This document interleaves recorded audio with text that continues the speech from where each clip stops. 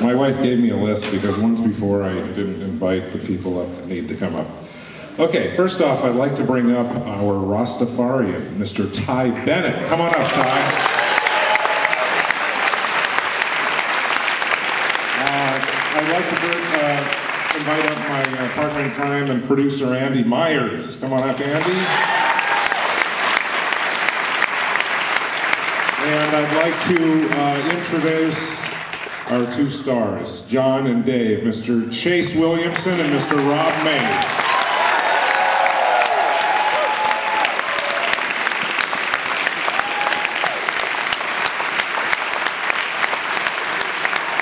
Come on up, fellas. And last but not least, in the house is the meat monster, Mr. Chas Gaillardoni. Come on up, Chas.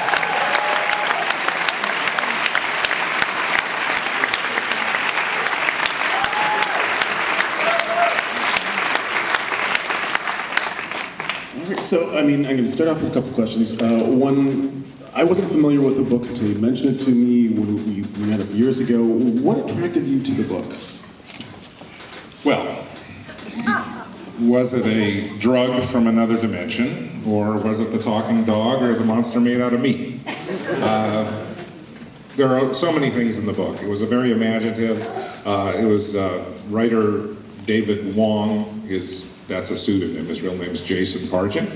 And his first novel, if you can believe, and you got to give the guy credit. He created a new paradigm in self-publishing because he started publishing chapters of this story on the web a few years back.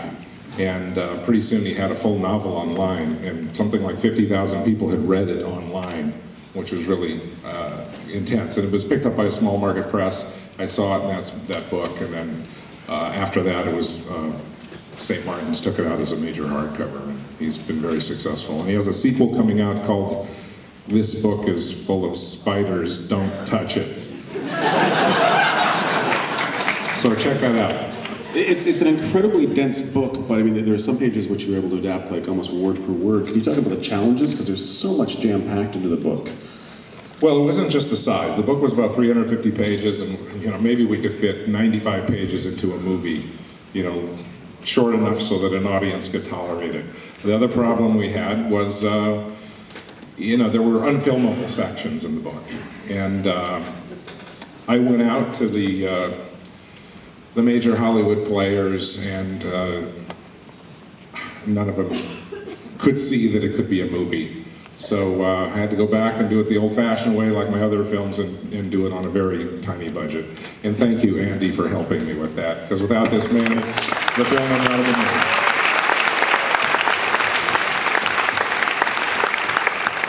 made. And obviously, I mean, the strength of the film really is your discovery with the casting. Can you talk about how you chose these guys? Well, they came in and they were both perfect for the role. And an interesting story, Chas Williamson had just graduated from University of Southern California and never been in any movie. He'd been in, I think, a YouTube project video or something like that. And on his first day of work, he got to do 8 pages of dialogue with the greatest living actor on the planet, Mr. Paul Giamatti. So, Chas, why don't you tell us how you pulled that off? Well, it was kind of like being a super amateur athlete and then going to the Olympics. It was sort of like, I don't know, you're sitting across the table from Paul Giamatti and you kind of just have to soak it in and step up and have fun with it, because I don't know if that'll ever happen again. so yeah, I don't know. It's hard to wrap my head around, definitely. And Rob, maybe you could tell us about what it was like when you were offered the role and you read the script, and what did you think you were getting into? Oh, what you say? Thanks.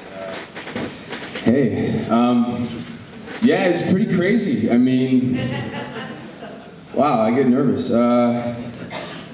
Yeah, I mean, I read the script and I was immediately taken into a different world. And I mean, I keep telling the same story, but I'll tell it again because it like really had an impact on me. But I was like reading the script and I was making spaghetti, and like the noodles seemed to kind of like turn into like worms and snakes while I was cooking it, and the sauce became like blood, and I thought it was really cool. So it had like a really profound effect on me, and I didn't really know where the script was going and about the book, and you know, I feel like so often like I watch TV or I watch a movie and I'm like, ah, wait, I know what's gonna happen next. There it is. Yeah, right. Yeah, there it is. But this, I had no idea. And like even today, I'm like sitting in the audience watching the movie, and I forget what's coming next. It's such a cool journey. At least I think so. I hope you do too.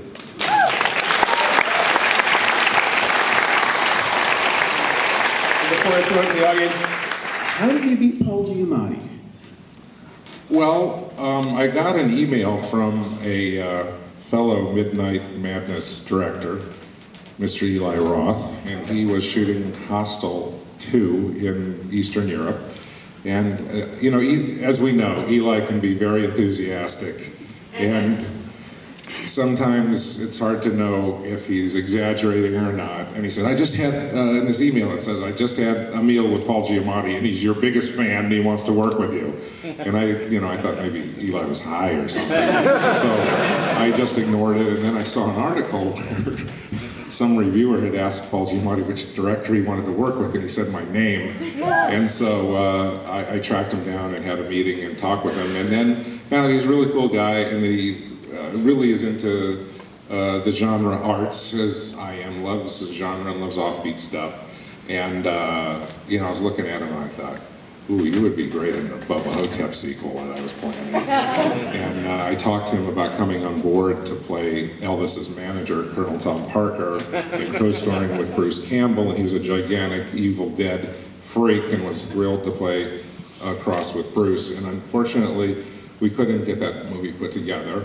But a few years later, I came across this script and I saw that it had this role that I thought Paul could play, and it wouldn't require a whole lot of days from him. And he read it and said he'd do anything to help get it made. And so he actually came on with his partner, Dan Carey, to be an executive producer and helped us get it made. So it's a really sweet story. He's really a decent, wonderful guy in person. Do we have any questions from the audience? Yes.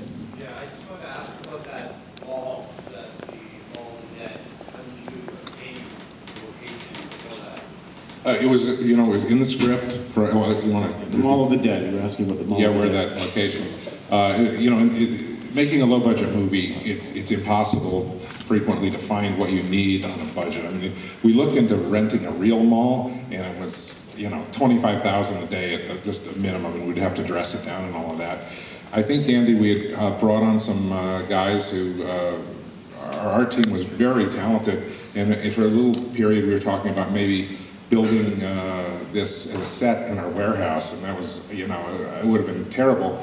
And there's this little service which actually works for location scouting called Craigslist. And we put an ad in Craigslist and said, does anybody know where there's an abandoned mall available? And this woman called up and turned us on to this mall that was maybe 10 miles from where